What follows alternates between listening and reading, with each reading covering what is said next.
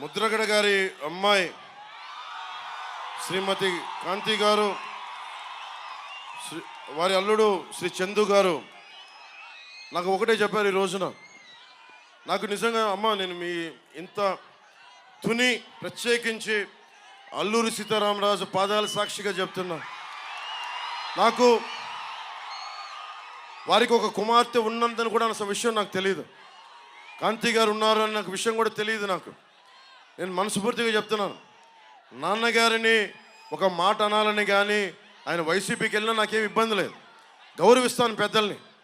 ఈ రోజున తుని సభ సాక్షిగా చెప్తున్నాను, కాంతి గారు జాయిన్ అవుతానంటే నేను ఒకటే మాట చెప్తున్నాను, నేను తండ్రికి కుటుంబానికి కూతురికి వేరు చేసే వ్యక్తిని కాదు.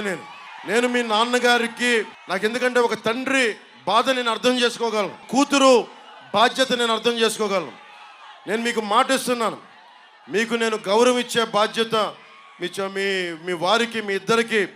కానీ ఈరోజు నేను మాట్లాడి మీకు కండువా వేస్తే, నేను నాన్నగారిని పెద్దవారు 10 మాటలు అంటారు, పెద్దలు ఏమంటారు 10 సార్లు తిడతారు, మనల్ని భరించాలి మనం. భవిష్యత్తులో నేను మీకు ఈరోజు మాటిస్తే, ఇంత పెద్ద మనసుతోటి కాంతి గారు వచ్చారు, ఆవిడ నా సోదరి, మా ఆడపడుచు. నేను మిమ్మల్ని ఎన్నికలకి వాడుకున్నాడు పవన్ కళ్యాణ్ జనసేన అన్నది కాకుండా, మీరు నన్ను మీ ఇంటికి తీసుకెళ్ళండి, మీతో పాటు అప్పుడు నేను మీ ఇంటికి వస్తాను. నేను మిమ్మల్ని తీసుకెళ్ళి, ఎందుకంటే మనం ఎన్ని గొడవలున్నా మనం వచ్చి కూర్చొని ఆయనతో మనం విభేదించవచ్చు, అభిప్రాయ భేదాలు ఉండొచ్చు, పాలసీ పరంగా విభేదాలు ఉండొచ్చు, కానీ వేరే పార్టీలో ఉండొచ్చు. కానీ నేను ఇచ్చే గౌరవం అందరికీ, పెద్దలందరికీ ఇచ్చే గౌరవం. మనం కలిసి ప్రయాణిస్తున్నాం, కలిసి ఉండాలి, విడిపోకూడదని కోరుకుంటున్నాం.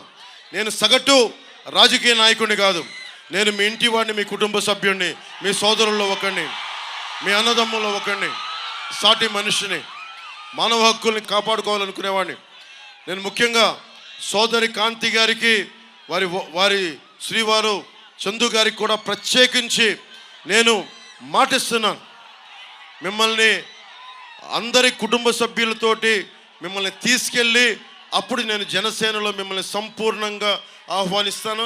ఈరోజు రోజున జనసేనలో ఉన్నారు, కానీ మిమ్మల్ని చెయ్యపట్టి సగర్వంగా తీసుకెళ్ళి, మీరు తీసుకెళ్ళండి, ఆయనకి చెప్పి మిమ్మల్ని తీసుకొస్తానని మనస్ఫూర్తిగా.